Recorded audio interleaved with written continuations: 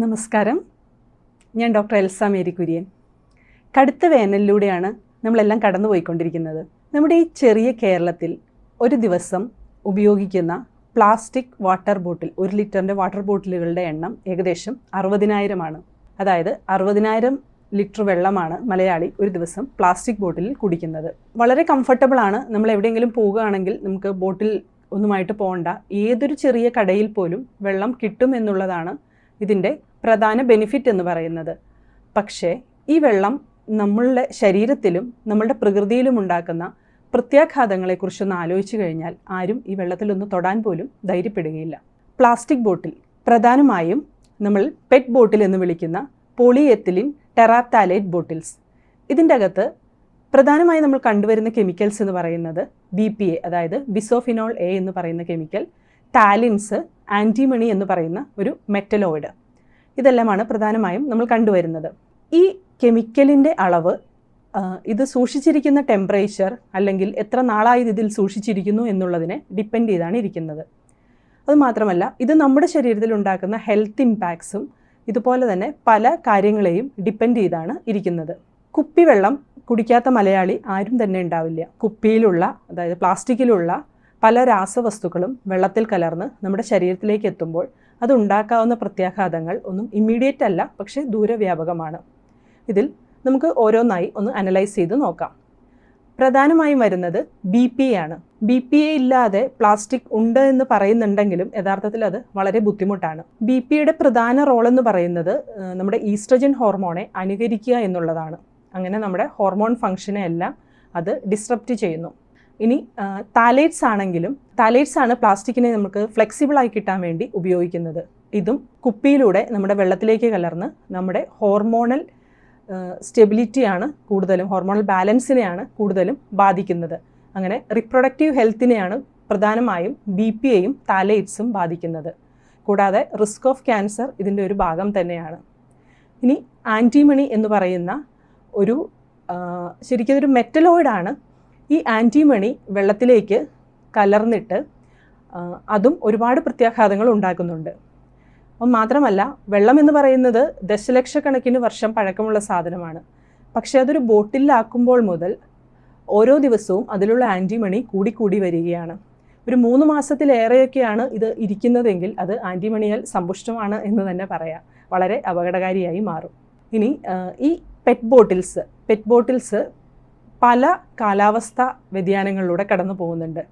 പ്രത്യേകിച്ച് ഇത് ഉണ്ടാക്കുന്ന സ്ഥലം മുതൽ ഇതിൻ്റെ ട്രാൻസ്പോർട്ടേഷൻ, തുറന്ന നല്ല വെയിലുള്ള സമയത്ത് തുറന്ന വണ്ടികളിലൂടെയുള്ള ഇതിൻ്റെ ട്രാൻസ്പോർട്ടേഷനെല്ലാം ഈ പ്ലാസ്റ്റിക്കിലുള്ള കെമിക്കൽസിനെ ഈ വെള്ളത്തിലേക്ക് മിക്സ് ചെയ്യുകയാണ് ചെയ്യുന്നത്.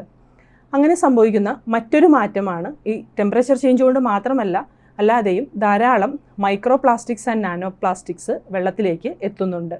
അത് പല കാരണം കൊണ്ടുണ്ടാവാം. ടെമ്പറേച്ചർ ചേഞ്ചസ് കൊണ്ട് പ്ലാസ്റ്റിക് വിഘടിച്ചുണ്ടാകാം. അതുകൂടാതെ നമ്മുടെ എല്ലാ ജലാശയങ്ങളിലും ധാരാളം പ്ലാസ്റ്റിക് ഉണ്ട്.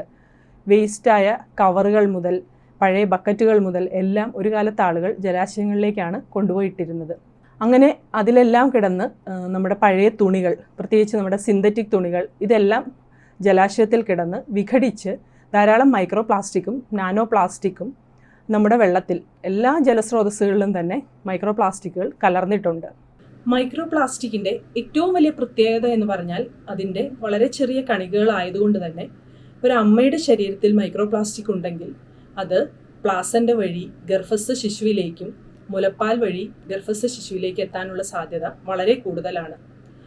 ഈ അടുത്തിടെ ഹൃദ്രോഗവുമായി ബന്ധപ്പെട്ട് നടന്ന കുറച്ച് പഠനങ്ങൾ അനുസരിച്ച് ധാരാളം ഹൃദ്രോഗികളിൽ, പ്രത്യേകിച്ച് ഹാർട്ട് അറ്റാക്ക് പോലുള്ള പ്രശ്നങ്ങൾ വരുന്ന ധാരാളം രോഗികളുടെ ഹൃദയത്തിൽ മൈക്രോ പ്ലാസ്റ്റിക്കിൻ്റെ അംശം വളരെ കൂടുതലാണെന്ന് കണ്ടെത്തുകയുണ്ടായി. മനുഷ്യരക്തത്തിൽ, ശ്വാസകോശത്തിൽ, ബ്രെയിനിൽ എല്ലാം മൈക്രോ പ്ലാസ്റ്റിക്കിൻ്റെ അംശം കണ്ടെത്തി കഴിഞ്ഞു. ഇതുണ്ടാക്കാവുന്ന പ്രത്യാഘാതങ്ങളും വളരെ വലുതാണ്. പ്രത്യേകിച്ച് സെല്ലുലാർ അപ്ടേക്ക് എന്ന് പറയും. ഇതിൻ്റെ വളരെ ചെറിയ സൈസ് ആയതുകൊണ്ട് തന്നെ സെൽ മെംബ്രെയിൻ വഴി പെനിട്രേറ്റ് ചെയ്ത് തുളച്ചു കയറി ധാരാളം പ്രശ്നങ്ങൾ ഇത് ഓരോ കോശങ്ങളിലും ഉണ്ടാക്കുന്നുണ്ട്. അതുകൂടാതെ ഓക്സിഡേറ്റീവ് സ്ട്രെസ്, അതായത് ഒരിക്കലും ഇത് നമ്മുടെ ശരീരത്തിൻ്റെ ഉള്ളിൽ കടന്നു കഴിഞ്ഞാൽ, പ്രത്യേകിച്ച് നമ്മുടെ കോശങ്ങളിലേക്ക് കടന്നു കഴിഞ്ഞാൽ അത് ഒരുപാട് ഡാമേജുകൾ, ഓക്സിഡേറ്റീവ് ഡാമേജ് എന്ന് പറയും. അത് നമ്മുടെ കോശങ്ങളിലെ പ്രോട്ടീൻസ്, DNA, ലിപ്പിഡ്സ്, ഇതിലെല്ലാം ധാരാളം ഡാമേജുകൾ മൈക്രോ പ്ലാസ്റ്റിക് ഉണ്ടാക്കുന്നുണ്ട്. കൂടാതെ നമുക്കറിയാം, നമ്മുടെ ശരീരത്തിലേക്ക് പുറമേ നിന്നൊരു സാധനം കടന്നു കഴിഞ്ഞാൽ നമ്മുടെ ശരീരം തീർച്ചയായിട്ടും അതിനെ റിജക്റ്റ് ചെയ്യാൻ നോക്കും, പുറന്തള്ളാൻ നോക്കും. ഈ കുടിക്കുന്ന വെള്ളത്തിലൂടെയെല്ലാം ധാരാളം മൈക്രോ പ്ലാസ്റ്റിക് നമ്മുടെ ഉള്ളിലേക്ക് ചെല്ലുമ്പോൾ ശരീരം അതിനെ റിജക്റ്റ് ചെയ്യാൻ നോക്കുകയും അത് ഇൻഫ്ലമേറ്ററി ചേഞ്ചസ് ഉണ്ടാക്കുകയും ചെയ്യും. സ്ഥിരമായി കുപ്പിവെള്ളം കുടിക്കുന്ന ആളുകളിൽ ശ്രദ്ധിച്ചു നോക്കിയാൽ അറിയാം, അവർക്ക് വാതവുമായിട്ട് ബന്ധപ്പെട്ട രോഗങ്ങൾ, നീർക്കെട്ടുമായിട്ട് ബന്ധപ്പെട്ട രോഗങ്ങളെല്ലാം വളരെ കൂടുതലായിരിക്കും. അതുകൂടാതെ നമ്മുടെ കോശങ്ങളുടെ പ്രവർത്തനത്തെ ഇത് ബാധിക്കുന്നത്, അതായത് ജീൻ എക്സ്പ്രഷൻ, നമ്മുടെ എൻസൈംസ്, നമ്മുടെ നാഡികൾ കണ്ടക്ട് ചെയ്തുകൊണ്ട് പോകുന്ന സിഗ്നൽസ്, ഇതിനെല്ലാം ബാധിച്ച് മനുഷ്യനെ ഒരു പ്ലാസ്റ്റിക് ആക്കി തന്നെ മാറ്റാം എന്ന് വേണമെങ്കിൽ പറയാൻ കഴിവുള്ള സാധനമാണ് മൈക്രോ പ്ലാസ്റ്റിക് അഥവാ നാനോ പ്ലാസ്റ്റിക് എന്ന് പറയുന്ന ചെറിയ ചെറിയ കണികകൾ. ചില പ്ലാസ്റ്റിക്സ്, ചില മൈക്രോ പ്ലാസ്റ്റിക് കണികകളിൽ ധാരാളം വിഷം ഉണ്ടാവാനുള്ള സാധ്യതയുണ്ട്. അതായത് ഇത് എന്ത് സാധനവുമായിട്ട് ബന്ധപ്പെട്ട് വരുന്ന മൈക്രോ പ്ലാസ്റ്റിക് ആണെന്നുള്ളതനുസരിച്ച് ഇതിലെന്തെങ്കിലും ടോക്സിക് എലമെന്റ്സ് ഉണ്ടാവാനുള്ള സാധ്യതയുണ്ട്. അങ്ങനെയും കോശങ്ങൾക്ക് ഡാമേജ് വരാം. ഇനി കുപ്പിവെള്ളത്തിൻ്റെ മറ്റൊരു പ്രധാന പ്രശ്നം എന്ന് പറയുന്നത് ബാക്ടീരിയയാണ്. ISI മാർക്കുള്ള വെള്ളം കുടിക്കണമെന്നാണ് നമ്മുടെ ഗവൺമെൻറ് നമ്മളോട് പറയുന്നത്. സീല് പൊട്ടിക്കാത്തത് നോക്കി വാങ്ങണമെന്നും പറയുന്നുണ്ട്. പക്ഷേ ആമസോണിൻ്റെ ഗോഡൌണിൽ നിന്ന് പോലും 6 ലക്ഷം രൂപയുടെ വ്യാജൻ പിടിച്ച ഈ നാട്ടിൽ എന്ത് ഗ്യാരണ്ടിയാണ് നമ്മൾ ഓരോരുത്തരും കുടിക്കുന്ന കുപ്പിവെള്ളത്തിനുള്ളത്? അത് നല്ല കമ്പനിയാണോ, പ്രോപ്പർലി ക്ലീൻഡ് ആണോ, അല്ലെങ്കിൽ അത് സീൽഡ് ആണോ, ഇതൊന്നും ആരും നോക്കാറില്ല.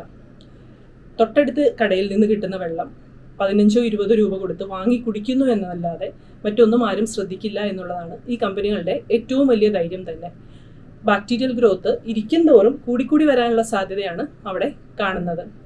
പ്രത്യേകിച്ചും ചില സമയത്തൊക്കെ യൂസ്ഡ് പ്ലാസ്റ്റിക് ബോട്ടിൽസ് എല്ലാം ആളുകൾ പെറുക്കിക്കൊണ്ടുപോയി വീണ്ടും റീസൈക്കിൾ ചെയ്യാതെയോ നല്ല രീതിയിൽ ഫില്ല് ചെയ്തിട്ടൊക്കെ എടുത്തുകൊണ്ട് വരുന്നതായിട്ട് പല സ്ഥലത്തും പറയുന്നുണ്ട്. അങ്ങനെ ഉണ്ടെങ്കിലും അതും ചുണ്ടൊക്കെ മുട്ടിച്ച് കുടിച്ച ബോട്ടിൽസ് ആണെങ്കിൽ അവിടെ നിന്നും ധാരാളം രോഗങ്ങൾ വരാനുള്ള സാധ്യത വളരെ കൂടുതലാണ്. പിന്നെ മറ്റൊരു പ്രധാന പ്രശ്നം ക്യാൻസർ തന്നെയാണ്. കാരണം ഈ കുപ്പിയിലിരിക്കുന്ന വെള്ളം ചൂടാകുന്ന സമയത്ത് അവിടെ ഡയോക്സിൻ പ്രൊഡക്ഷൻ ഉണ്ടാകുന്നുണ്ട്. ഡയോക്സിൻ ക്യാൻസറുമായി നേരിട്ട് ബന്ധപ്പെട്ട് തന്നെയാണ് കിടക്കുന്നത്. ഈ മൈക്രോ പ്ലാസ്റ്റിക്സിനേക്ക് നമ്മൾ തിരിച്ചു വന്നു കഴിഞ്ഞാൽ നമ്മുടെ ജലാശയങ്ങൾ, നമ്മുടെ വായുവിനെ എല്ലാം ഇത് മലിനമാക്കുന്നുണ്ട്. നമ്മുടെ ഈ കുപ്പിവെള്ള ശീലം ശരീരത്തിനേക്കാൾ ഉപരി നമ്മുടെ പരിസ്ഥിതിയിലാണ് കൂടുതലും പ്രശ്നങ്ങൾ ഉണ്ടാക്കുന്നത്.